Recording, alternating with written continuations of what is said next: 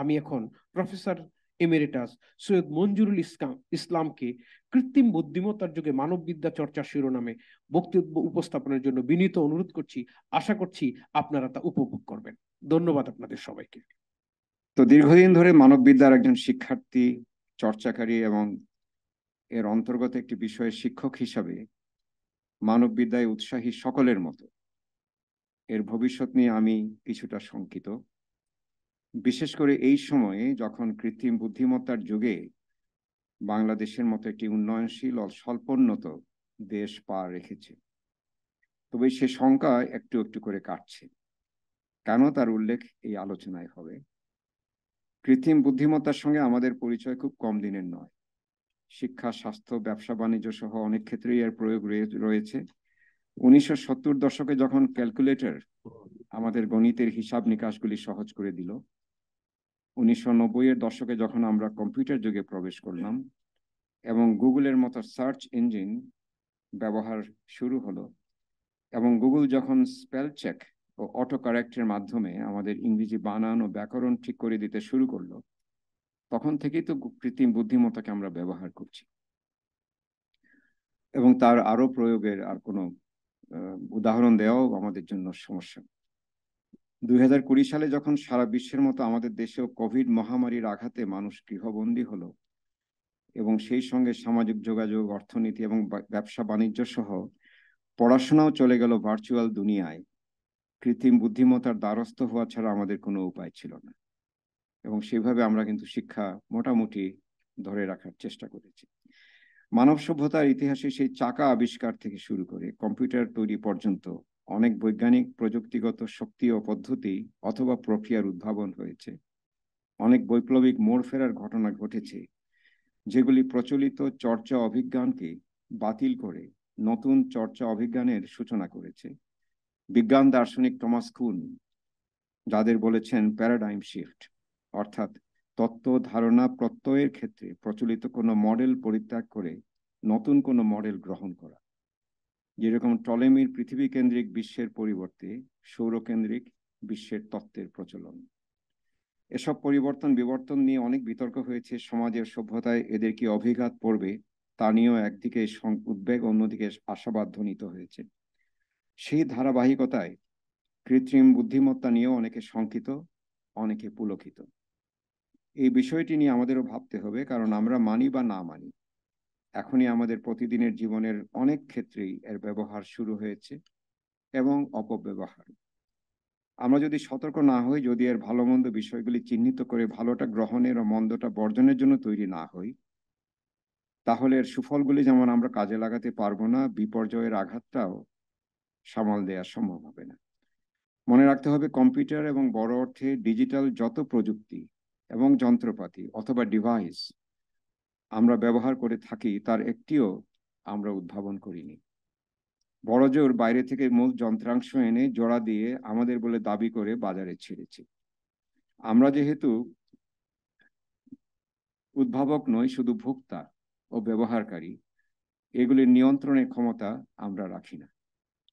কৃত্রিম বুদ্ধিমত্তা নিয়ে আমি যতই পড়াশোনা করছি ততই বুঝতে পারছি, একে নিয়ে কিছু ভয় সত্য হলেও কিছু অমূলক, এবং ভয়গুলিকে সামাল দেওয়ার ক্ষমতা আমাদের আছে, অর্থাৎ আমাদের সংস্কৃতি ও শিক্ষার আদর্শে আছে। যদি সংস্কৃতিকে এবং শিক্ষার আদর্শকে আমরা সত্যিকারভাবে ধারণ ও প্রয়োগ করতে পারি, সে সম্ভাবনা আপাতত না দেখা গেলেও আমার বিশ্বাস, যখন বিপদ ঘনীভূত হবে, অর্থাৎ আমাদের পিঠ দেয়ালে ঠেকবে, তখন ঠিকই আমরা ঘুরে দাঁড়াবো। এই ঘুরে দাঁড়ানোর সর্বোৎকৃষ্ট উদাহরণটি একবার যখন বাস্তবে ঘটে, সে 1971 সালে। তখন আমি ঢাকা বিশ্ববিদ্যালয়ের ছাত্র। 1968 সালে আমি বিশ্ববিদ্যালয়ে ভর্তি হই। সময়টা সংগ্রাম মুখর এবং উত্তাল হলেও আর মাত্র 3 বছরের মধ্যে আমরা যে একটি স্বাধীন দেশ হিসেবে আত্মপ্রকাশ করব, এ কথাটি কেউ তখন কল্পনাও করতে পারেনি। এখানে মাহফুজা আপা আছেন, আমাদের সংগ্রামী নেত্রী ছিলেন, স্যার আছেন, বদরুল রশিদ স্যার আছেন। আমরা কেউ ভাবতে পারিনি যে 3 বছরের ভিতর এরকম একটা পরিবর্তন। ফলে আমাদের পক্ষে সামাল দেওয়াটা খুব অসম্ভব নয়, সেটি বোঝাবার জন্য লিখছি আমি। এই লেখাটি আমি লিখেছি একজন মানববিদ্যার অনুরাগী হিসেবে, যদিও স্কুল কলেজে বিজ্ঞানে দীক্ষা পেয়েছি এবং বিজ্ঞান এখনো আমার পছন্দের বিষয়। কৃত্রিম বুদ্ধিমত্তার বিষয়টি এ কারণে আমি কিছুটা বুঝতে পেরেছি মোটামুটি। একজন বিজ্ঞানী এটি লিখলে নিশ্চয়ই তা বিষয়বস্তুগতভাবে অনেক বেশি বিজ্ঞান ভিত্তিক হতো। তিনি নিশ্চয়ই বিজ্ঞানের দৃষ্টিকোণ থেকে তা দেখতেন এবং কৃত্রিম বুদ্ধিমত্তা সংক্রান্ত অনেক তথ্য উপাত্ত পরিসংখ্যান ঘেঁটে এর ভালো মন্দের যৌক্তিক একটা ব্যাখ্যা দিতেন। তবে বিষয়টি নিয়ে আমার যেটুকু পড়াশোনা, যার কিছু সমাজ মনোবিজ্ঞানীর লেখা এবং এখন গুগলের কারণে খুব সহজ হয়ে গেছে, বইপত্র পাওয়া যায়, তাতে দেখেছি কৃত্রিম বুদ্ধিমত্তা জনিত সংকট কাটিয়ে ওঠা শুধু বৈজ্ঞানিকদের পক্ষে সম্ভব নয়। সংকট সমাধানে একটা বড় উপায় বরং করে দিতে পারে মানববিদ্যা। এটি ঘুরে ফিরে বারে বারে বলা হচ্ছে। আমার আলোচনায় এই দিকটিতে আমি আলো ফেলার চেষ্টা করব। প্রথমে আমি কৃত্রিম বুদ্ধিমত্তা সম্পর্কে একটা ধারণা পাওয়ার চেষ্টা করব, পাশাপাশি মানববিদ্যা কি এ নিয়েও কিছু আলোচনা থাকবে, যাতে এ দুয়ের শক্তি এবং মানববিদ্যা কিভাবে কৃত্রিম বুদ্ধিমত্তার যুগে একটি দিক নির্দেশনামূলক ভূমিকা গ্রহণ করতে পারে তা নিয়ে কিছু সিদ্ধান্তে পৌঁছানো যায়। কৃত্রিম বুদ্ধিমত্তাকে নানাভাবে নানা দৃষ্টিকোণ থেকে সংজ্ঞায়িত করা হয়েছে। সেগুলির একটি সারাংশ তৈরি করা গেলে বলা যায়, এটি হচ্ছে সোজা কথায় কম্পিউটারে উৎপাদিত বুদ্ধিমত্তা, যা মানুষ বা অন্য প্রাণীদের স্বাভাবিক বা প্রকৃতিগত বুদ্ধিমত্তা থেকে আলাদা, ফলে তা কৃত্রিম। কিন্তু সেই কৃত্রিম বুদ্ধিমত্তার উদ্দেশ্য হচ্ছে স্বাভাবিক বুদ্ধিমত্তা যে কাজগুলি করতে পারে সেগুলি করা, এবং কোনো এক সময় স্বাভাবিক বুদ্ধিমত্তার বিকল্প হিসেবে প্রতিষ্ঠিত হওয়া। সে কাজটি কিন্তু এতদূর মোটামুটি অগ্রসর হয়ে গেছে। স্বাভাবিক বুদ্ধিমত্তা যেসব কাজ করতেই পারে, যেমন ব্যাকরণ সূত্র মেনে ভাষা ব্যবহার করতে পারে, কোনো বিষয়ে সুচিন্তিত সিদ্ধান্ত দিতে পারে, ছবি বা ইমেজ দেখে চিনতে পারে, সেগুলি একসময় কৃত্রিম বুদ্ধিমত্তা আয়ত্ত করে নিতে চায়। অর্থাৎ এমন একটা অবস্থায় সে উপনীত হতে চায় যাতে প্রকৃতি ও কৃত্রিমে কোনো পার্থক্য সহজে ধরা না পড়ে। যেহেতু কৃত্রিম বুদ্ধিমত্তাটি কৃত্রিম, এটিকে নির্ভর করতে হয় যন্ত্রের উপর, অর্থাৎ যন্ত্রের সাহায্যে সে যা শেখে তার উপর। সেই শেখাটি শেষ পর্যন্ত অবশ্য মানুষের উপরে নির্ভরশীল, কারণ যত ইনপুট দিতে হয়, অর্থাৎ তথ্য উপাত্ত ছবি ভাষা সংকেত ইত্যাদি যন্ত্রে প্রবিষ্ট করাতে হয়, সেটি করেন প্রযুক্তিবিদরা। এখন সাধারণ ব্যবহারকারীও সেটা পারেন। তো ঘুরে ফিরে সেই কথা যে কৃত্রিম, কারণ সেটি মানবের নয়, কিন্তু তৈরি হচ্ছে মানব থেকে। কৃত্রিমতা কোথায় তাহলে? কারণ যন্ত্রের সাহায্যে সেটি শুধু উৎপাদিত হচ্ছে না, কয়েক গুণ, কয়েকশো গুণ, কয়েক হাজার, কয়েক লক্ষ গুণ অনেক দ্রুত গতিতে বংশ বিস্তার করতে পারছে, সেই অর্থে কৃত্রিম। এবং এই যন্ত্রের সুবিধা হচ্ছে এই যে যান্ত্রিক শিখন বা মেশিন লার্নিং সে অনেক বেশি সক্ষমতা দ্রুততা দিয়ে করতে পারে, ফলে মানুষ থেকে বেশি অব্যর্থতায় এবং দ্রুততায় যন্ত্র তার কাজ করতে পারে। এই যান্ত্রিক শিখন যা করে তা হচ্ছে শিখন পদ্ধতিকে বিশেষ কোনো অ্যালগোরিদমের মাধ্যমে, এই অ্যালগোরিদম কথাটা প্রায় আসে, সক্রিয় করে তোলা। অ্যালগোরিদম হচ্ছে কোনো গণনা বা সমাধানমূলক কোনো কাজের, বিশেষ করে যা কম্পিউটারের মাধ্যমে সম্পন্ন হয়, প্রক্রিয়া অথবা নিয়ম বিধি। কৃত্রিম বুদ্ধিমত্তা নিয়ে আলোচনায় এই কথাটি মনে রাখতে হবে যে বুদ্ধিমত্তা বিষয়টি বহুমাত্রায় বিকশিত এবং প্রকাশিত। মানুষ এই বহুমাত্রিক বুদ্ধিমত্তার সঙ্গে মনস্তাত্ত্বিক কিছু বৈশিষ্ট্যেরও অধিকারী। যেমন মানুষ অনুভূতি ও আবেগ, ভালোবাসা অথবা ক্রোধের প্রকাশ ঘটাতে পারে, যা যন্ত্র বা কম্পিউটার পারে না। অর্থাৎ কৃত্রিম বুদ্ধিমত্তার কিছু সীমাবদ্ধতা আছে যা বিজ্ঞানী ও প্রযুক্তিবিদরা অতিক্রমের চেষ্টা করছেন। কিছুদিন আগে এলন মাস্ক, তার নামটা পড়েও এসেছে, তিনি বলছেন যে তিনি এমন একটি বট, অর্থাৎ একটা স্বয়ংক্রিয় ব্যবস্থা যেটি ইন্টারনেট থেকে যে কোনো তথ্য নিয়ে নিজের মতো করে বাড়াতে পারে, কমাতে পারে, আপনার ট্রেনিং যেখানে দিবেন সেখানেই সে এই তথ্যের সমাহার ঘটাতে পারে, দিয়েছেন, যেটি খুব রিবেলিয়াস, অর্থাৎ নিজ থেকে বিদ্রোহ করে পড়তে পারে। তো এই নিজ থেকে বিদ্রোহ যদি করে একটা বট, তাহলে কালকেই দেখেছি সিঙ্গাপুরে একজনের হাত ধরে আর ছাড়ছে না, কারণ সে গাছের গুড়ির সঙ্গে হাতকে এই রবট এক করে ফেলেছে, ফলে হি ওয়াজ ক্রাশ টু ডেথ। তো একটা সামান্য উদাহরণ, এর থেকে অনেক ভয়ানক উদাহরণ আমাদের সামনে আছে। সেজন্য যখন এটি বাড়ছে, তখন গুগলের যে বিভিন্ন বুদ্ধিমত্তা ব্যবহার করা হয়, তাদের গডফাদার খ্যাত একজন মানুষ, বিজ্ঞানী জেফ্রি হিন্টন তার নাম, হি ওয়াজ এ গডফাদার অফ গুগল এআই। তিনি ওই কোম্পানি থেকে পদত্যাগ করেছেন। পদত্যাগের কারণ হিসেবে তিনি বলছেন যে অপতথ্যের প্লাবন, ফ্লাড অফ ডিসইনফরমেশন এন্ড মিসইনফরমেশনের কারণে চাকরি বাজারে বিপর্যয় সৃষ্টি হবে, সর্বক্ষেত্রে ব্যাপক বিপর্যয় সৃষ্টি হবে। এবং সেই জন্য তিনি বলছেন যে কৃত্রিম বুদ্ধিমত্তা ঘোরতর অস্তিত্ববাদী এক্সিস্টেনশিয়ালিস্ট ক্রাইসিস তৈরি করতে পারে আমাদের জন্য। সেই ভয় তিনি দেখছেন, এটি অমূলক নয় মোটেও। যে প্রযুক্তি বিজ্ঞানীর হাত ধরে কৃত্রিম বুদ্ধিমত্তার বিকাশ এমন যুগান্তকারী অবস্থানে চলে গেল, তিনি যখন এরকম শঙ্কার কথা বলেন, বুঝতে হবে সামনে বড় বিপদ, যদি না যন্ত্রকে মানবিক করার সকল প্রচেষ্টা এখন থেকে নেওয়া হয়। তো উদ্বেগগুলি একটু সরিয়ে রেখে সম্ভাবনা নিয়ে যদি আমরা আলোচনা করি, দেখতে পাবো তার সুদূর বিস্তারী প্রভাব। যেমন রাস্তাঘাটে, অফিস আদালতে, ব্যাংকে, যেখানেই যান, বাজারে, সর্বত্র ব্যবহার হচ্ছে। এখন আপনি বিদেশের কোনো বিমানবন্দরে যান, স্বয়ংক্রিয় ব্যবস্থায় আপনাকে চলাচল করতে হবে। সিঙ্গাপুরে যদি কোনো রেস্টুরেন্টে যান, একটা বারকোড থাকবে টেবিলের উপর, সেটাতে কিউআর কোড দিয়ে পড়বেন, তারপর আপনার অর্ডার চলে যাবে। ওখানে ডাকলেও কাউকে পাবেন না, কারণ টেবিলে সার্ভ করার মতো কেউ নেই। তারপর আপনারই একটা ডিভাইসে একটা কল আসবে, 121, আপনি গিয়ে খাবারটা নিয়ে আসলেন। আপনি যদি এটা না জানেন, আপনি বসে থাকবেন ক্ষুধার্ত, কোনোদিন কেউ আপনাকে খাবার দিতে আসবে না। উদাহরণ দিলাম। হাসপাতালে যাবেন, যদি ওই যন্ত্রটি আপনার না থাকে, আপনি কোনো সেবা সেদিন পাবেন না। এমনকি অসুস্থতা, যিনি গুরুতর অসুস্থতা নিয়ে গিয়েছেন, তার একজন সহযোগী যেতে সঙ্গে যান, তিনি শুধু কার্ডটা কোথাও ছোঁয়ালেন, সমস্ত হাসপাতালে সাড়া পড়ে যাবে। আর যদি আপনি কিছু না করেন, একজন মানুষ কখন আসে তার জন্য আপনাকে বসে থাকতে হবে। ভাবুন আপনি। ফলে সবখানে বাড়ছে। অতি অবশ্যই এটি খুব ভালো, তার সুফল আমরা পাচ্ছি। যেমন আমাদের শ্রেণীকক্ষের গবেষণামূলক যতগুলি কাজ করার কথা শিক্ষাক্ষেত্রে, সেখানে কৃত্রিম বুদ্ধিমত্তা আপনাকে প্রচুর সহায়তা করছে। যেমন শিক্ষার্থীদের সক্ষমতার সঙ্গে ও মেধার সঙ্গে সঙ্গতি রেখে কৃত্রিম বুদ্ধিমত্তা ব্যক্তি নির্দিষ্ট শিখন বা পার্সোনালাইজড লার্নিং এর প্রচলন করছে, যা পিছিয়ে পড়া এবং মেধার ঘরে ঘাটতিতে থাকা শিক্ষার্থীদের দ্রুতই তাদের অপূর্ণতাগুলি পূরণ করতে সাহায্য করছে। আরেকটি উদাহরণ হচ্ছে যেসব শিক্ষা প্রতিষ্ঠানে শিক্ষকদের প্রয়োজনীয় যোগ্যতা বা বিষয় সম্পর্কিত জ্ঞানের অভাব আছে, যেটি আমাদের দেশে ব্যাপকভাবে হচ্ছে, সেখানে কম্পিউটার ভার্চুয়াল ফ্যাসিলিটেটর, শিক্ষক বলছে না, ফ্যাসিলিটেটর, সহায়তাকারী হিসেবে কম্পিউটার তখন শিক্ষার্থীদের নিয়ে বসবে, দেখবে কোথায় তার জ্ঞানের ঘাটতি আছে, সেটা পূরণ করে দিবে। তার চিন্তা ভাবনাকে সে পড়তে পারবে, কেন সে মন বসাতে পারছে না সেটি পড়ে সে মন বসাবার ব্যবস্থাটা করে দিবে। অর্থাৎ he will become an alternative teacher, in fact the real teacher.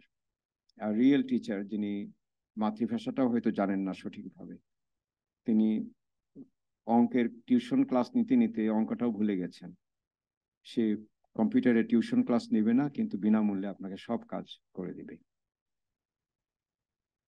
তো আমরা জানি কৃত্রিম বুদ্ধিমত্তার দুটি লক্ষ্য, একটি হচ্ছে টেকনোলজিক্যাল, প্রযুক্তিগত, আর একটি হচ্ছে সায়েন্টিফিক, বিজ্ঞান ভিত্তিক। টেকনোলজিক্যাল হচ্ছে ব্যবহারিক, আর সায়েন্টিফিকটা হচ্ছে তাত্ত্বিক। তো তাত্ত্বিক একটা কাঠামো থাকলে সুবিধা হয়, যে কোনো ব্যবহারিক বিষয় তার আলোকে আপনি ব্যাখ্যা বিশ্লেষণ করতে পারেন, যুক্তিযুক্ত করতে পারেন, রেশনালাইজ করতে পারেন। এই বিষয়গুলি একটি বইতে আমি দেখতে পেয়েছি। তো কম্পিউটারকে ভাবতে গেলে প্রথমেই মনে আসে একটা ভার্চুয়াল মেশিন। ভার্চুয়াল কেন? কারণ তা অবস্তুগত, অপ্রকৃত যন্ত্র। যন্ত্র ঠিকই আছে, হার্ডওয়্যার, সফটওয়্যারটা কোথা থেকে আসে আমরা জানি না, সেটাই হচ্ছে অপ্রকৃত। তো যে ইনপুটগুলি দেয়া হয় তার ভিত্তিতে এই কম্পিউটার, যেটি একটি ভার্চুয়াল মেশিন, তার শেখার সক্ষমতা বাড়িয়ে দেয়। এবং এটি করতে গিয়ে আজকাল যেটা হচ্ছে, প্রচুর ডেটার সমষ্টি তৈরি করা হচ্ছে, এবং যাতে বলা হয় বিগ ডেটা। বিগ ডেটা মানে যেখানে পৃথিবীর সমস্ত সম্ভাব্য সূত্র থেকে ডাটা আহরণ করা হয়, এবং কম্পিউটারে যত ডাটা আছে ছড়িয়ে ছিটিয়ে, সেটি তো হিসাবের বাইরে। সবই যদি কোনো একটা সেন্সিটিভ একটা এন্টিটি, ডিজিটাল, তার ধারণ করতে পারে, তাহলে সেটিকে আমরা বলছি বিগ ডেটা। এই ডেটা শুধু চিহ্ন, টেক্সট এগুলি নয়, সেখানে ছবিও আছে, অর্থাৎ মানুষের ইতিহাসের সবকিছু, গানও আছে। এই যে ইউটিউবে প্রতি ঘন্টায়, প্রতি মিনিটে 700-800 থেকে আরো বেশি ঘন্টার কন্টেন্ট জমা পড়ে। এগুলি যদি একটা ভার্চুয়াল মেশিন আয়ত্ত করে ফেলতে পারে, তাতে তার বিগ ডাটার সমাহারটা এত বিস্তৃত হয়ে পড়ে যে তার পক্ষে যে কোনো সমস্যার সমাধান তৈরি করা সম্ভব। আবার এমন সংকটও তৈরি করা সম্ভব যেটি সমাধান মানুষ করতে পারবে না। এই যে হ্যাকাররা যে জিনিসটা করে, তারা ওই কাজটাই করে।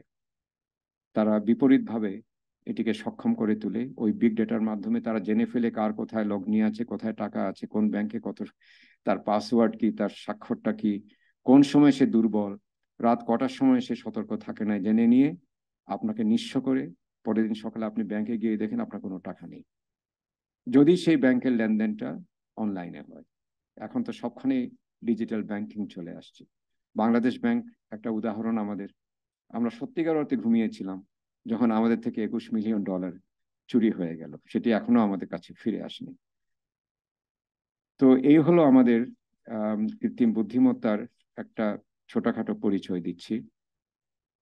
তারপর এটা আছে আর একটু বিস্তারিত লেখা, আমি একটু সংক্ষিপ্ত করছি।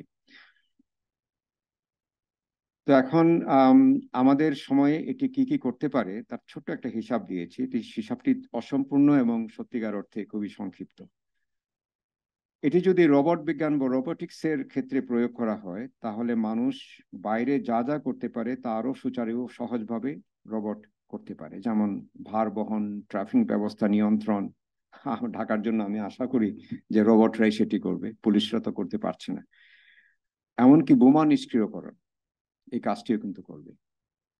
অর্থাৎ যে কাজ খুব ক্লান্তিকর, যে কাজটি মানুষ করতে চায় না, যে কাজটি ভয়ানক বিপজ্জনক, সেই কাজটি কিন্তু রোবট করবে। এক জাপানি আমাকে শুনিয়েছেন গল্প। উনি বাংলাদেশে বহুদিন ছিলেন, তিনি জানেন বাংলা ভাষাটা। তিনি বললেন যে জাপানে এক ধরনের রোবটিক নার্স তৈরি করা হচ্ছে, যেগুলির আদলটা পুরো মানবিক এবং তাদের স্কিনটাও পর্যন্ত মানুষের স্কিনের মতো সফট টু দ্য টাচ। এবং তারা যখন একজন রোগী যাবে, তার জিনটা পড়ে ফেলবে। অর্থাৎ তিনি কি ভাষা ব্যবহার করেন, তার জীবনের যত লুকানো তথ্য সব তার জানা হয়ে যাবে, কারণ ক্যান রিড দ্য মেমোরি। এবং সে তো সমস্ত 24 ঘন্টা ডাকলেই আসবে। তো রাত্রে তিনি হয়তো তার নিজের জীবনের কিছু স্মরণ করে কান্না পাচ্ছে, কারণ তার কেউ নেই তার সামনে। তিনি হয়তো কাঁদছেন, সেই নার্স গিয়ে তার নিজের ভাষায়, কি খালাম্মা কি হয়েছে? তো খালাম্মা তো শুনে বলেন, কি হয়েছে আমার আবার?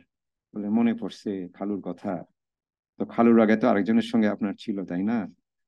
বলে, তুমি জানো, আরে কন্যা খালাম্মা। তারপর একটা আহ করলেন, দেখা গেলো তার সমস্ত দায় দায়িত্ব নিয়ে নিয়েছে। যদি মানবিক একটা নার্স তৈরি করতে পারে, যে বৃদ্ধদের যে নিঃসঙ্গ যে অবস্থা, বিশেষ করে আমাদের বৃদ্ধ নিবাসে একবার দুবার আমি গিয়ে এখনো আমি শিহরিত হই যে ভয়ে এবং আতঙ্কে যে এইভাবে মানুষ বেঁচে থাকে। সেখানে যদি একটা নার্স এইভাবে সহানুভূতিশীল হতে পারে, মেল নার্স, ফিমেল নার্স, বাচ্চা নার্স, যে কোনো নার্সই আপনি কল্পনা করুন। এবং নার্সে কিন্তু আমি কোনো জেন্ডার হিসেবে দেখি না, নার্স মানেই নার্স, যে মহান পেশা, সেটি কয়েকটা দেশে দেখেছি। তো এই কাজগুলি যদি করতে পারে, স্বাস্থ্য সেবায় রোগ নির্ণয় থেকে শুরু করে সবই যদি করতে পারে, যে কাজগুলি আমাদের এখানে খুব কঠিন হয় মানুষের জন্য, একটা হাসপাতালে যাওয়া একটা পরিবারের জন্য ভয়ানক একটা দিন হিসেবে চিহ্নিত হয়, যদি সেটি একটা আনন্দজনক দিন হয় যে আমার সমস্ত দায় দায়িত্ব নিয়ে রোবট, ওয়াই নট? কিন্তু সেই রোবটকে যদি আবার একজন সেইভাবে তৈরি করে যে গলা টিপে মেরে ফেলতে চায়, তাও করতে পারে। ফলে ওই ভারসাম্যটাই কথা এখন বলা হচ্ছে। সক্ষমতা অনেক, সেই জন্য এটার সঙ্গে যেমন শিক্ষার ক্ষেত্রে আমি যেটা বললাম, শিক্ষণ পদ্ধতি কাজে লাগিয়ে কর্মোদ্যোগী করতে পারে প্রচুর। এই যে চ্যাট বক্স, চ্যাট জিপিটি নামে একটা জিনিস এসছে বাজারে, তাই তো? আমি নিজে কিন্তু বাধ্য হয়েছি ব্যবহার করার জন্য। আমার জন্য অসাধারণ সুবিধার একটা জিনিস।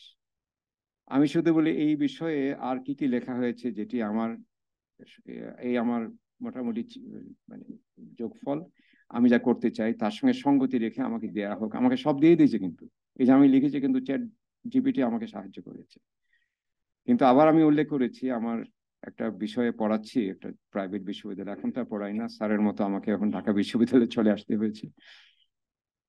তো সেখানে দেখা যাচ্ছে সে রচনা লিখেছে এত ভালো ইংরেজিতে, আমি দেখেই বুঝতে পারলাম ডাকলাম, এটা সেটা বলে, কিন্তু বললাম যে সত্যি কথা বললো যে স্যার আমার চ্যাট জিপিটি লিখে দিয়েছে। আনন্দ, ঠিক আছে আমি তাহলে মানবিক হই, আমি তাকে ভাইবা নিলাম। যে 10-এর ভিতর সে তখন 9 পেত, সেখানে পেল 2। তা আমি একটু মানবিক হয়ে তাকে 3 বা 3.5 দিয়ে ছেড়ে দিলাম। এই হলো আমাদের ভালো মন্দের হিসাবটা। আমি বোঝাতে পারছি কিনা, এই ভারসাম্যটা খুব দরকার। তো কৃত্রিম বুদ্ধিমত্তা এখন মানুষের অনুভূতি আবেগ বুঝেও কাজ করতে বা প্রতিক্রিয়া জানাতে সক্ষম, এটিও একটা গুরুত্ব পাচ্ছে। আর আমি যেটা বলতে চাচ্ছি যে এই যে কৃত্রিম বুদ্ধিমত্তা হচ্ছে একটা ডিজিটাল এন্টিটি, আর আমরা হচ্ছে বায়োলজিক্যাল এন্টিটি। আমি আপাকে বলছিলাম কিছুক্ষণ আগে যে আমরা এখানে সবাই বসে আছি, আমাদের জ্ঞান প্রজ্ঞা সব যদি একত্র করি, ধরুন আমরা 10-এ পৌঁছালাম, আমরা 10 থেকে 11 বা 12 বা 13-তে পৌঁছাতে আমাদের 1 বছর লেগে যাবে, 15-তে পৌঁছাতে আমাদের 50 বছর লাগতে পারে। কিন্তু ধরুন 20টা ডিজিটাল ডিভাইস একখানে হলো, তারা এই 20 জন একত্র হলে তাদের ডিজিটাল ডিভাইসে জ্ঞানের মাত্রা বাড়াতে তার লাগবে কয়েক সেকেন্ড। আর সে তো পৃথিবীর সমস্ত ডিজিটাল ডিভাইসের কাছে পৌঁছে যাবে কয়েক সেকেন্ডের ভিতর। ফলে সে এই দিনের এই ঘড়ির হিসাবেও দরকার হবে না, 2-3 মিনিটের ভিতরে সে এমন সমস্ত জ্ঞান অধিকার করে নিতে পারবে যেটি বায়োলজিক্যাল এন্টিটি হয়তো কয়েকশো বছর লেগে যাবে। এখন এই সম্ভাবনা নিয়ে এই ডিজিটাল বিষয়টা চলে আসছে। এখন তো চ্যাট জিপিটির পাশাপাশি অনেকগুলো নতুন আসছে, গুগল নিয়ে আসছে বার্ড, এটা নাকি আরো বেশি সক্ষম। মোফাত কি দেখেছো নাকি বার্ড? ক্লড নামে একটা আসছে, এটি আমি এখনো দেখিনি, যেটি চ্যাট জিপিটি থেকেও শক্তিশালী। Jasper, Wordtune, HyperWrite এগুলি আমার পরিচিত, আমি শিখেছি ওই পড়াশোনা করতে গিয়ে, এবং আমার মনে হয়েছে এগুলি খুবই চমৎকার। তো জেফ্রি হিন্টন, যার কথা উল্লেখ করেছি, তিনি বিশ্বাস করেন একদিনই কৃত্রিম বুদ্ধিমত্তা মডেলগুলি মানুষ থেকেও বেশি বুদ্ধিমান হয়ে উঠবে সম্ভব, এবং মানুষ যা পারে এমনকি গল্প, কবিতা, উপন্যাস লিখে ফেলতে পারবে, যেটা করবে যে ধরুন 1 লক্ষ উপন্যাস পড়ে ফেলবে যেগুলি পাঠক নন্দিত। সেই উপন্যাসগুলি যত কাঠামো সে শিখে নিবে, কিভাবে শব্দ ব্যবহার করতে হয়, কোন দীর্ঘশ্বাসের পরে কখন কি প্রতিক্রিয়া, অর্থাৎ গল্প লেখার সমস্ত রসায়ন অনুপুঙ্খ আয়ত্ত করে প্রত্যেকটা শব্দকে নতুন ভাবে বিন্যস্ত করে সে এমন উপন্যাস লিখবে যেটি সাধারণ মানুষও লিখতে পারবে না। হুমায়ুন আহমদও পারবেন না এই ধরনের খিমুখিনি, যেটা একটা উপন্যাস লিখে ফেলবে কৃত্রিম বুদ্ধিমত্তা। তবে পার্থক্য এখানে যে ওরা যে উপন্যাস বা কবিতা লিখবে সেটি কিন্তু শেষ পর্যন্ত মানুষের, কারণ মানুষের তৈরি উপন্যাস পড়েই তো তারা এগুলি শিখেছে, নিজেদের তৈরি না। ওই মৌলিক পার্থক্যটা বিজ্ঞানীরা বারে বারে বলার চেষ্টা করছেন, ওই that fundamental difference will always remain, and that's where the strength of man, human beings is. এটি তারা প্রকারান্তরে বোঝাবার চেষ্টা করেছেন। তো পাশাপাশি তার কিছু দুর্বলতা বা সীমাবদ্ধতার কথা বলি। বলা হচ্ছে যে তার জ্ঞান আছে, সবই আছে, কিন্তু যেটা মানুষ পারে একমাত্র উইজডম। কারণ ভাই আমাদের উইজডম না থাকলে কিন্তু সমস্ত বিদ্যা শিক্ষা মাটি। আমি মনে করি যে তথ্য খুব সহজ প্রাপ্য, তথ্য প্রক্রিয়াজাত হয়ে জ্ঞান হয়, আর জ্ঞানটা প্রক্রিয়াজাত হয়ে শেষ পর্যন্ত প্রজ্ঞায় পরিণত। তো অনেক জ্ঞানী মানুষ প্রজ্ঞাবান হন না, যারা হন তারা ওই প্রক্রিয়ার শেষতম ধাপে পৌঁছে যান। অনেক রাজনীতিবিদ প্রজ্ঞাবান হন না, যারা হয়েছেন খুব সংক্ষেপ, মার্টিন লুথার কিং, তারপর আমাদের বঙ্গবন্ধু, গান্ধী, তাদের প্রজ্ঞাটা হয়েছে জীবনের দর্শনের একেবারে শ্বেত সারাস্বার তারা গ্রহণ করে উচ্চতর পর্যায়ে পৌঁছে গেছেন। তো সেটি তাদের অভাব। দ্বিতীয়, তাদের সম্পর্কে বলা হয়, সেদিনও আমি শুনলাম, সেদিন কেন শুনলাম বলবো আপনাকে একটু পরে, সেটি হচ্ছে যে মানুষের সামাজিক ও আবেগী বুদ্ধিমত্তা, অর্থাৎ সোশ্যাল অ্যান্ড ইমোশনাল ইন্টেলিজেন্স এখনো আয়ত্ত করতে পারেনি কৃত্রিম বুদ্ধিমত্তা। দ্বিতীয়। তৃতীয় হচ্ছে অনেকগুলি তথ্য ঘেটে যখন তারা কাজ করে তখন দেখা যায় অনেক সময় অর্ধ সত্য বা সত্য অসত্যকে তারা সত্য বলে মেনে নেয়, এটাকে বলা হয় হ্যালুসিনেশন। এই হ্যালুসিনেশনটা এখনো কৃত্রিম বুদ্ধিমত্তার বড় একটা অন্তরায়। যেমন বলা হয় যে কৃত্রিম বুদ্ধিমত্তাকে এমনভাবে তৈরি করা হয়েছে যেটি ইসলামোফবিক, যেটি রেসিস্ট, যেটা নারী বান্ধব নয়, নারীদের পক্ষে কথা না বলে পুরুষদের পক্ষে যায়, কারণ বিজ্ঞান কিন্তু পুরুষ। আপনি যদি আপনাকে একজন বিজ্ঞানী নাম বলতে পারি মহিলা, ওই ম্যাডাম কুরি ছাড়া আর কারো নাম মনে আসে না। অথচ পুরুষ বিজ্ঞানী বলতে আমরা হাজার হাজার নাম বলে ফেলতে পারি। বিজ্ঞান is also heavy investment. Anything heavy investment is heavy capital. That is also very male. Technology সেই হিসাবে নারী বান্ধব। যখন মোবাইল ফোন আমাদের দেশে আসে, নারীরা প্রথম ব্যবহার শুরু করেছিলেন। তো সেই অর্থে science is heavily modern and technology is post modern, কারণ পোস্ট মডার্নিজম তো মডার্নিজমকেই ভেঙে চুরে দেখার চেষ্টা করে। সেই অর্থে হ্যালুসিনেশন থেকে এখনো মুক্তি পেতে পারেনি, তবে আমার মনে হয় যে কিছুদিন পরে হয়তো সেটাও পারবে। আরেকটা যেটা সবচেয়ে মারাত্মক, সেটি হচ্ছে যে বিগ ডাটা ব্যবহার করছে বা যে সমস্ত তথ্য উপাত্ত ব্যবহার করছে, সবই তৈরি হচ্ছে কয়েকটি ক্ষমতাশীল প্রযুক্তি প্রতিষ্ঠানে। এই গুগল বলুন, যাই বলুন, সবই কিন্তু হেভি ইনভেস্টমেন্ট টেকনোলজিক্যাল ফার্মস। তো যে পুঁজি সেখানে বিনিয়োগ করা হয়, সেই পুঁজির আরেকটা নাম হচ্ছে সার্ভেইলেন্স ক্যাপিটালিজম। আমি একটা বই পড়লাম কিছুদিন আগে, বইটা আমি ভাবছিলাম যে একটু রেফারেন্স হিসেবে দেখি, পড়তে গিয়ে আর ছাড়তে পারিনি। এই surveillance capitalism in our age, the age of surveillance capitalism নামে লিখেছেন এক মহিলা, তার নাম সুজানা জুবফ। অসাধারণ বই। সেখানে তিনি ব্যাখ্যা করেছেন কিভাবে এই সার্ভেইলেন্স ক্যাপিটালিজম, পুঁজিবাদের একটা নতুন পন্থা, মানুষকে নিয়ন্ত্রিত করে, এই 24/7 তাদের উপর নিয়ন্ত্রণ রক্ষা করে মানুষকে বাধ্য করবে এই পুঁজিবাদের পথ থেকে বিচ্ছিন্ন না হতে। পুঁজিবাদ এমনই একটা বিষয় হয়ে দাঁড়াবে যে সেটাকে অস্বীকার করা কারো কোনো রাষ্ট্র শক্তির পক্ষেও সম্ভব হবে না, মানুষের পক্ষেও না, প্রতিষ্ঠানের পক্ষে তো নাই। এটি একটা বড় সমস্যা বলা হচ্ছে। তো শেষ দিকে আসছি আমি।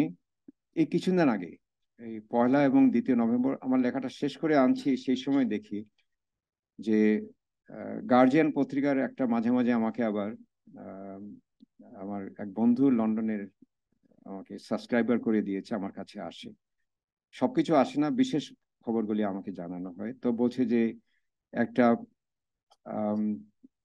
সামিট হচ্ছে, world summit on AI safety, artificial intelligence সেফটির বিশ্ব শীর্ষ সম্মেলন হচ্ছে। সেখানে আমেরিকান ভাইস প্রেসিডেন্ট এসছেন, ব্রিটিশ প্রধানমন্ত্রী ছিলেন, অনেক দেশের রাষ্ট্রপ্রধান, সরকার প্রধান, পাশাপাশি ইলন মাস্কের মতো যারা এই প্রযুক্তিতে বিনিয়োগ করছেন তারা সবাই ছিলেন।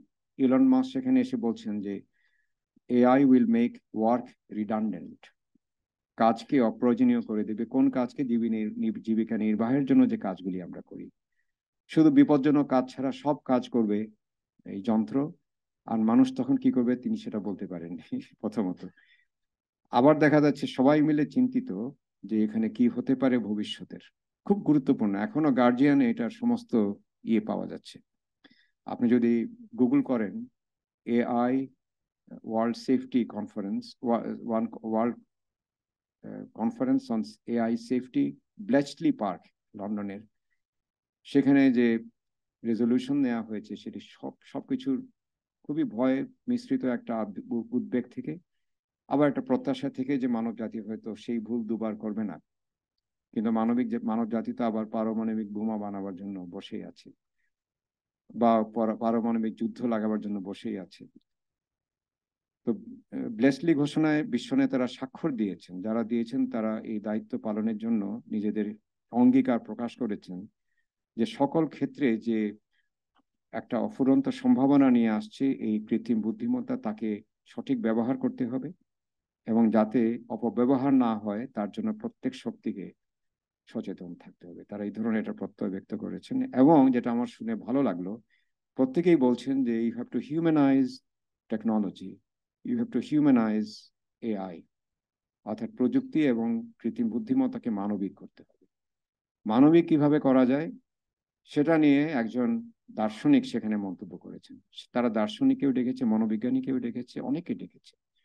তিনি বলছেন যে মানববিদ্যা এই কাজটি করতে পারে। এখন মানববিদ্যার কিন্তু এখন আমাদের বিবর্তন হয়েছে। আমি আরেকটা প্রবন্ধে পড়েছিলাম মানববিদ্যার বিবর্তন। একসময় শুধু পিওরলি আর্টস বিষয়গুলি ছিল অন্তর্ভুক্ত, আমাদের ঢাকা বিশ্ববিদ্যালয়ে তো একসময় লাইব্রেরি সায়েন্স মানববিদ্যা ছিল, পরে চলে গেল সমাজ বিদ্যার অন্তর্গত হয়ে। মানববিদ্যা বলতে এখন পলিটিক্যাল সায়েন্স মানববিদ্যার অংশ, কালচারাল স্টাডিজ মানববিদ্যার অংশ হয়ে গেছে, যে অর্থাৎ যে বিষয়টা মানবকে নির্দিষ্ট করে, তার অবস্থান, তার ভবিষ্যৎ, তার ভূত, তার বর্তমান, সেটি এখন মানববিদ্যা হিসেবে স্বীকৃত। তো এই বিষয়টা নিয়ে আলোচনা করা যখন হচ্ছে, তখন দেখা যাচ্ছে যে ইন্টারনেট একটা অমানবিক প্রযুক্তি হয়ে দাঁড়াতে পারে, সেটি আমরা বুঝতে পারি। আমাদের সামাজিক যোগাযোগ মাধ্যমে একবার ঘুরে আসুন, আমাদের ইউটিউবে একবার ঘুরে আসুন, যে পরিমাণ ব্যবহার তার থেকে অন্তত 10 গুণ বেশি অপব্যবহার, এবং যে পরিমাণ অসূয়া, বিদ্বেষ, হিংসা, ঘৃণা, এমনকি জাতিগত সহিংসতা, সাম্প্রদায়িক সহিংসতা, উস্কে দেওয়ার ঘটনা ঘটছে, ধর্মের নামে যত রকমের অপপ্রচার ছড়ানো হচ্ছে, সবই তো আমাদের ইউটিউবের দেখা যাচ্ছে। তার পাশাপাশি যে শিশুদেরকে বিনষ্ট করতে পারে যে ধরনের, যে মাদকের একটা জাল ছড়ানো হচ্ছে, পর্নোগ্রাফির ব্যাপক ব্যবহার করা হচ্ছে, শিশুদের বই থেকে সরিয়ে আনতে যা যা করা প্রয়োজন তাই করা হচ্ছে। আমি আবারও বলছি যে আমরা তো এটির উদ্ভাবক নই, আমরা ব্যবহার করছি, কিন্তু আমরা দায়িত্বশীল ব্যবহারটা আমাদের শিশুদেরও শেখাতে পারছি না, ছাত্রছাত্রীকে শেখাতে পারছি না। ফলে পশ্চিমে যে কাজটি এত ব্যাপকভাবে হচ্ছে না, অর্থাৎ অ্যাবিউজ অফ দ্য ইন্টারনেট, আমাদের দেশে সেটা কিন্তু হচ্ছে। একটা ছবির পিছনে যে পরিমাণ কথা লেখা থাকে, এমনকি একজন, ধরুন আমাদের হারুন ভাই একটা কলাম লিখলেন, তিনি একজন বিশিষ্ট সমাজবিজ্ঞানী, রাষ্ট্রবিজ্ঞানী, তার একটা দর্শন আছে, তার একটা অভিজ্ঞান আছে, তার একটা দীর্ঘ অভিজ্ঞতা আছে একটা বিষয় নিয়ে, তিনি এক বিষয় লিখলেন, সুচিন্তিত, কিন্তু তার একমাত্র উত্তর দেওয়া যায় যুক্তির মাধ্যমে।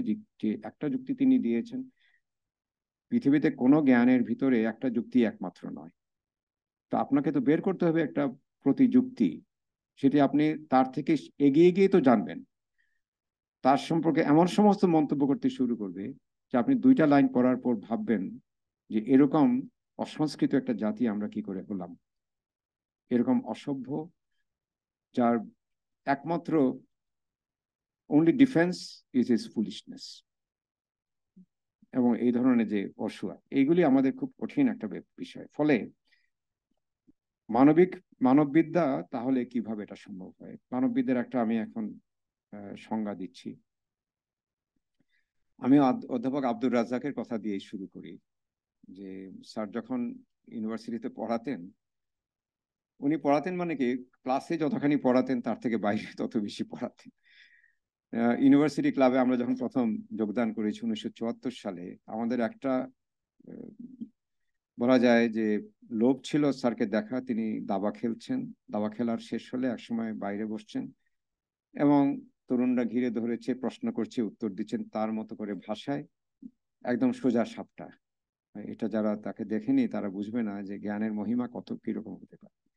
তাকে একবার আমি আর ফখরুল আলম 75 সালের দিকে বলছি, ফখরুল জিজ্ঞেস করেছিল, sir how do you define humanities? তাকে যে কোনো ভাষায় জিজ্ঞেস করা যেত, কিন্তু উত্তর দিতেন নিজের মতো করে। মানে আরে মিয়া, এই হচ্ছে বাতাসের নাগাল, কিছুক্ষণ না, সময়ের মতো, স্পেসের মতো। কেন তিনি বলছেন? কারণ তার ভাষায় বলছি আমি, যে যেমন আমরা, সময় আমাদের ঘিরে থাকে, সময় ঘিরে থাকে, কিন্তু আমরা সময়কে জানি না কি জিনিস। পরিসর কখন বোঝা যায়? যখন আমরা ছোট্ট একটা জায়গায় গিয়ে আটকে যাই, তখন বোঝা যায় পরিসর জিনিসটা কি। তো মানববিদ্যা আমাদের চারদিকে ঘিরে রাখে, আমরা চাই না চাই মানববিদ্যা আমাদের পড়তেই হয়। যখন আপনি কৃষককে দেখেন, মানববিদ্যার পাঠ আপনি পান। এখানে ঈশিতা বসে আছেন, ঈশানী বসে আছেন, ইতিহাস সেই মানববিদ্যা শেখায়। ইতিহাসের ভুল পাঠ মানববিদ্যা থেকে মানুষের দৃষ্টি সরিয়ে নেয়। ইতিহাস কি শেখায়? মানুষের সঙ্গে সময়ের সম্পর্ক, এটাই তো ইতিহাস। মানুষের সঙ্গে পরিসরের সম্পর্ক, টাইম স্পেস কন্টিনিউয়াম, তার মধ্যে মানুষের কর্মকাণ্ডের একটা খতিয়ান নেয় তো ইতিহাস। তো এই বিষয়গুলি যখন তিনি একটু বলতেন, তখন আমাদের মনে হতো যে হিউম্যানিটিস বলতে যা বোঝায়, উনি বলতেন political science is a function of humanities. কথা বারে বারে বলতেন আমাদের, কারণ politics is not about, can never be about him, not about anything but humanity. Humanity ধারণ না করলে পলিটিক্স থাকে না। এটা রাষ্ট্রযন্ত্রের একটা অত্যাচার হয়ে দাঁড়ায়, বা রাজতন্ত্রের অত্যাচার যে নামেই আপনি রাষ্ট্রশক্তিকে আখ্যায়িত করেন না কেন। তো মানববিদ্যার মূল বিষয় তো মানুষ, মানুষের ভাষা, চিন্তা ভাবনা, দর্শন, সৃজনশীল প্রকাশ ইত্যাদি। কিন্তু আমি কালকেও কথাটা বলেছি, শিক্ষা মন্ত্রণালয় একটা অ্যাপস উদ্বোধন হলো, নতুন কারিকুলাম। আমি বললাম যে আমাদের শিক্ষা ব্যবস্থাকে আমরা রবীন্দ্রনাথের ভাষায় এক্সামিন পাশের কুস্তির আখড়ায় পরিণত করেছি। খেয়াল করে, রবীন্দ্রনাথের পক্ষে সেটা বলা সম্ভব। এক্সামিন পাশের মানে পরীক্ষা পাশের কুস্তির আখড়ায় পরিণত করেছি। আমরা তো এখন আর শিক্ষার্থী বা বিদ্যার্থী তৈরি করি না, পরীক্ষার্থী তৈরি করি, যার ফলে এখন আমাদের তাদের প্রজ্ঞার স্পর্শ ইত্যাদি কোনো কিছু দিতে পারি না, ব্যর্থ হচ্ছে। এটাও ঠিক, আমরা শুধু না, পশ্চিমেও সেটি হচ্ছে। সেই জন্য ওই মানববিদ্যার প্রতি আকর্ষণ কমে যাচ্ছিল, এবং টাকা পয়সা কমানো শুরু হলো। ইংল্যান্ডে মার্গারেট থেচার শুরু করলেন রেগানের অনুপ্রেরণায়। ফলে আমেরিকান, ব্রিটিশ সব ইউনিভার্সিটিতে এই কাণ্ডটা ঘটেছে, যার জন্য টেরি ইগলটন 2010 সালে একটা প্রবন্ধ লিখেছেন, দ্য ডেথ অফ ইউনিভার্সিটিজ। উনি বলছিলেন যে বিশ্ববিদ্যালয়ে মানববিদ্যা পড়ানো হয় না, সেই ইউনিভার্সিটি একটা মৃত ইউনিভার্সিটি। কথাটা খুব গুরুত্বপূর্ণ। তো সেই জন্য মানববিদ্যার প্রকৃত পাঠ যদি আমরা না পাই, তাহলে আমরা বলতে পারবো না যে মানববিদ্যা কোনো সংকট সমাধান করতে পারে। তো মানববিদ্যা পাঠ আমরা কিভাবে পেতে পারি? ওই যে বললাম, আমাদের শিক্ষা ব্যবস্থায় শুরু থেকেই যদি আমরা শিশুদেরকে এই নৈতিকতা, নীতি, নান্দনিকতা ইত্যাদি বিষয়ে সতর্ক করতে পারি, তাদেরকে জ্ঞান সাধনায় নিবৃত্ত করতে পারি, তাদেরকে বিদ্যার্থী তৈরি করতে পারি, তাদেরকে মানুষের প্রতি শ্রদ্ধাশীল হতে শিখাতে পারি, বহু ধর্মের, বহু সংস্কৃতির প্রতি শ্রদ্ধাশীল হতে শেখাতে পারি, পরস্পরের প্রতি কোনো বিরূপ আচরণ না করে মেনে নেয়ার, মতের সহ অবস্থান, এই বিষয়টাকে গুরুত্ব দিতে পারি, এটি কিন্তু সম্ভব। আমাদের দেশে খুব বেশি সম্ভব, কারণ আমরা যেটি সিদ্ধান্ত নিয়ে করবো আমরা করেই ছাড়ি। বললাম তো, 71 সাল যারা দেখেছেন তারা বাংলাদেশের ভবিষ্যৎ নিয়ে চিন্তিত হওয়ার কারণ নেই। তবে 71-এর পিছনে যে পরিমাণ এখন একে ভুলিয়ে দেওয়ার চেষ্টা হচ্ছে, বা নানান পক্ষ থেকে, আমি একটা পক্ষের দিকে আঙ্গুলি তুলছি না, তাতে 71-কে নিষ্ক্রিয় করে দিলে আমাদের ভবিষ্যতের জেগে ওঠার সম্ভাবনা কম। আর যদি 71-টা আমাদের ভিতরে থাকে, তাতে হবে কি, আমরা আবার সেই মানবিক বিদ্যার পাঠটা গ্রহণ করতে পারবো। তো আমি, এটা আসলে কিন্তু আরো দীর্ঘ একটা কাজ হবে আমাদের। আমি শেষ পর্যন্ত যেটা করছি, দেখাচ্ছি যে মানববিদ্যা কিভাবে আমাদেরকে রক্ষা করতে পারে, কারণ সেখানে ন্যায় বিচার, মানবাধিকার, সামাজিক বিচার, সাম্যের পাঠগুলি গ্রহণ করতে সুবিধা করে। সংস্কৃতি ও সংস্কৃতির অন্তর্গত সকল বিষয় সম্পর্কে আমাদের জানাতে সক্রিয় করতে পারে। জাতপাতের বিভাজন, নারী শিশুদের প্রতি বৈষম্য, প্রান্তিক মানুষকে অচ্ছুত বিবেচনা ইত্যাদি সবকিছু থেকে আমাদের রক্ষা করতে পারে। আমাদের নমনীয় দক্ষতা বা সফট স্কিল শেখাতে পারে। এবং কিছুদিন আগে আমি একটা প্রাইভেট বিশ্ববিদ্যালয়ে একটা লেকচার দিয়েছিলাম, সেটির বিষয় ছিল poetry and profit, language and literature in the time of entrepreneurship. নতুন একটা টার্ম বেরিয়েছে, এন্টারপ্রেনেসেন্স। খেয়াল করে দেখুন, নতুন এন্টারপ্রেনিউরিয়াল রেনেসেন্স নাকি তৈরি হয়ে গেছে। আমাকে কেন সেখানে নিয়ে গেল? কারণ ওই কারণটি, যে ব্যবসাকে মানব বান্ধব না করলে ব্যবসা নষ্ট হয়ে যাবে। কি করে মানবিক করা যায়? তখন আমি আমার মতো করে বলেছিলাম। একজন বিদেশি ছিলেন সেখানে, খুব নামকরা একজন বিজনেস স্পেশালিস্ট। তিনি বলছিলেন যে মোস্ট ইন ডিমান্ড জব, এটা কিন্তু টার্মে আছে, অর্থাৎ সবচেয়ে বেশি গুরুত্বপূর্ণ যে চাকরিগুলি আছে, সবচেয়ে বেশি চাহিদা, সেগুলি মানবিক বিষয়ের শিক্ষার্থীরা অনেক ভালো করতে পারে। কেন? দুটো জিনিস আমার ছেলে মেয়েদের আমি শিখাই: critical reasoning, critical thinking, analytical reasoning. এই বিষয়টা আমরা কিন্তু শিখাই মানব বিদ্যায়। এটি বাজারে খুব মূল্যবান। তারপর আন্তঃমানবিক সম্পর্ক, এটি সাহিত্য, সংস্কৃতি ইত্যাদি শিখায়। প্রেজেন্টেশন স্কিলস তো সবখানেই আছে আপনার। আর যখন রবীন্দ্রনাথ থেকে আমি পাঠ গ্রহণ করছি, নজরুল থেকে শিখছি, প্রেজেন্টেশনটা আমার সংস্কৃতি বান্ধব হয়, ইতিহাস বান্ধব হয়, ফলে ওই প্রেজেন্টেশন স্কিল শুধু বাজারের খণ্ড খণ্ড দর্শন মেনে চলে না, বৃহত্তর মানবিক দর্শন মেনে চলে। That's a more permanent form of interaction, ওই ভদ্রলোক বলেছিল, than what marketing teaches you. যার জন্য যখন এই নিও লিবারাল এডুকেশন আমাদের দেশে আসলো, সেমেস্টার সিস্টেম, স্যার আমি কিন্তু খুব প্রতিবাদ করেছি। এটি দিয়ে মার্কেটিং শেখানো যায়, কারণ প্রথম বর্ষে আমি শিখলাম বিপণনের একটা বিষয়, কলা কৌশল, দ্বিতীয় বর্ষে আরেকটা শিখলাম, টুকরা টুকরা। কিন্তু আমি প্রথম বর্ষে শেক্সপিয়ার কি শিখবো? একটা কন্টিনিউটি থাকতে হয়, তো ধারাবাহিকতা থাকতে হয়। এটা সাহিত্যে আছে, সঙ্গীতে আছে, নাট্যকলায় আছে, যত শাস্ত্রীয় বিষয় সবগুলিতে এই পরম্পরার বিষয়টি আছে। সেটি আমাদের এই সেমেস্টার পদ্ধতিতে আমি না পেয়ে আমি খুব দুঃখ পেয়েছি। এখন যেটা হয়েছে, এখন সবাই টুকরো টুকরো শেক্সপিয়ার পড়ছে, একটা টেক্সট পড়েই সে পুরো শেক্সপিয়ার পড়া হয়ে যাচ্ছে, ফলে না এদিকে না সেই দিকে।